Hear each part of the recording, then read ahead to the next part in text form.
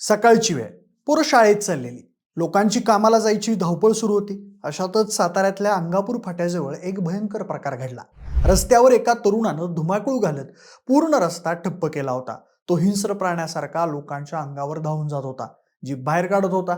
एवढंच नाही तर तो प्राण्यासारखा चालत देखील होता. त्यामुळे संपूर्ण परिसरात भीतीचं वातावरण निर्माण झालेलं होतं आणि लोकांची तारांबळ उडालेली होती. दरम्यान तिथं उपस्थित असलेल्या लोकांनी त्या तरुणाचे व्हिडिओ काढले आणि ते व्हिडिओज व्हायरल केले. त्याला पिसाळलेलं कुत्रं चावल्यामुळे तोही पिसाळलाय असं लोक म्हणू लागली. पण असं होऊ शकतं का? खरंच त्या माणसाला कुत्रं चावल्यामुळे तो असं करत होता का?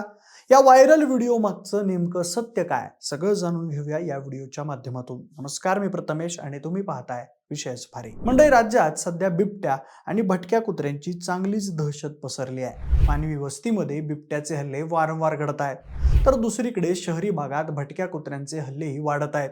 अशातच सोशल मीडियावर एक व्हिडिओ व्हायरल होतोय, ज्यात अक्षरशः एक तरुण पिसाळलेल्या कुत्र्यासारखा रस्त्यावर फिरत आहे, लोकांच्या अंगावर धावून जातोय. त्यामुळे सगळीकडे एकच खळबळ उडाली होती. त्याला कुत्रं चावल्यामुळे रेबीज झालाय असं लोक म्हणू लागले. मिळालेल्या माहितीनुसार साताऱ्यातल्या अंगापूर फाट्याजवळ एक तरुण रस्त्यावर धुडगूस घालत होता. रस्त्यावर येणाऱ्या जाणाऱ्या लोकांच्या अंगावर धावून येत होता आणि त्याची बातमी गावात वाऱ्यासारखी पसरली होती. त्यामुळे पिसाळला माणूस पाहण्यासाठी लोकांनी तिथं गर्दी केली. त्याला पकडण्याचे प्रयत्नही सुरू झाले. भर रस्त्यात हा प्रकार सुरू असल्यानं नागरिकांमध्ये भीतीचं वातावरण पसरलं होतं.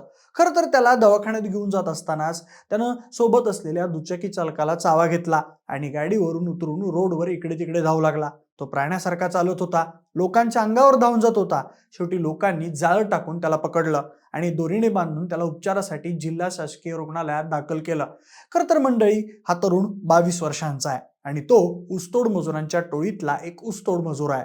काही माध्यमांनी दिलेल्या माहितीनुसार त्याचं नाव गोपाळ विलस आहे.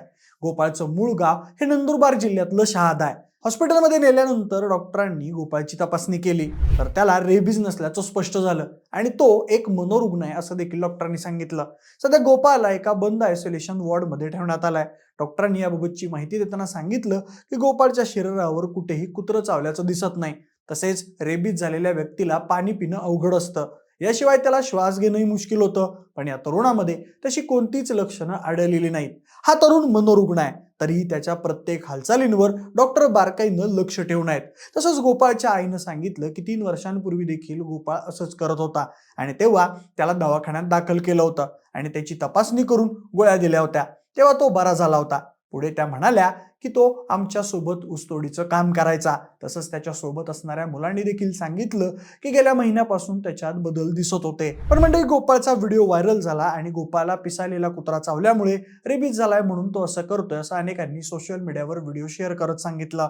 मात्र या व्हिडिओ मागचं सत्य हेच आहे की त्याला रेबीज झाला नाही आणि तसं कोणतंही लक्षण त्याच्यात दिसत नाही. तो एक मनोरुग्ण आहे हे आता स्पष्ट झालंय. चला तर मग आता रेबीजची लक्षणं नेमकी काय आहेत यावर सुद्धा एक नजर टाकूया.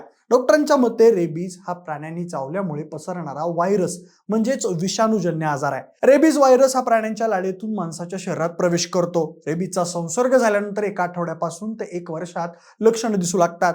हा व्हायरस रुग्णाच्या शरीरात शिरल्यानंतर सेंट्रल नर्वस सिस्टीमवर हल्ला करतो. त्यामुळे रुग्णाच्या डोक्यात आणि मणक्यात सूज येते. याची अजून बरीच लक्षणं म्हणजेच ताप आणि अंगदुखी होणं, रुग्णाचं वागणं बदलतं, रुग्ण हायपर होतो किंवा त्याला पाण्याची भीती वाटू लागते, स्नायू हळूहळू कमकुवत होतात, रुग्ण कोमात जातो किंवा त्याचा मृत्यू होऊ शकतो.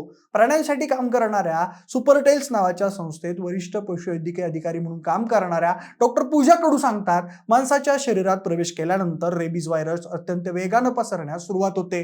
तसंच तज्ज्ञ म्हणतात, एकदा रेबीजचं निदान झालं तर या आजारावर कोणताही ठोस उपाय नाही. तसंच डॉक्टर सांगतात की प्राण्यानं शरीरावर ओरखडा मारला असेल तर रुग्णाला तातडीनं रेबीजची लस दिली जाते. पण जखमेतून रक्त येत असेल किंवा पाण्याच्या लाळेशी संपर्क झाला असेल तर लशीसोबत रेबीज इम्युनोग्लोबिन देण्यात येतं. प्राणी चावल्यानंतर तात्काळ वैद्यकीय उपचार घेतल्यामुळे लक्षणांवर योग्य उपचार होतात आणि रोगाचा प्रसार थांबवता येतो.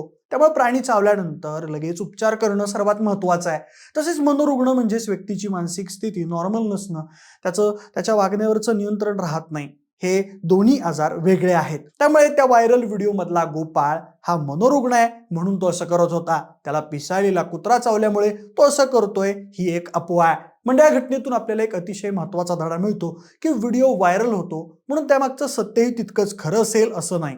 एका व्यक्तीच्या आजाराला, त्याच्या वेदनेला आपण क्षणात पिसाळलेला असा शिक्का मारतो आणि सर्वात महत्त्वाचं म्हणजे तो एक रुग्ण आहे, गुन्हेगार नाही. मानसिक आजार म्हणजे वेड नाही, ते दुर्लक्ष, अज्ञान आणि उपचारांचा अभाव याचा परिणाम असतो. म्हणूनच पुढच्या वेळी असा कोणताही व्हिडिओ पाहिलात तर हा माणूस खरंच धोकादायक आहे की त्याला मदतीची गरज आहे याचा विचार करा. अफवा आणि भीती पसरवण्यापेक्षा सत्य समजून घ्या. बाकी तुमच्या या सगळ्या घटनेवर काय मत आहे आम्हाला कमेंट बॉक्समध्ये नक्की सांगा. सोबतच आपल्या विशेष भरीच्या YouTube चॅनलला सबस्क्राईब करायला अजिबात विसरू नका. धन्यवाद.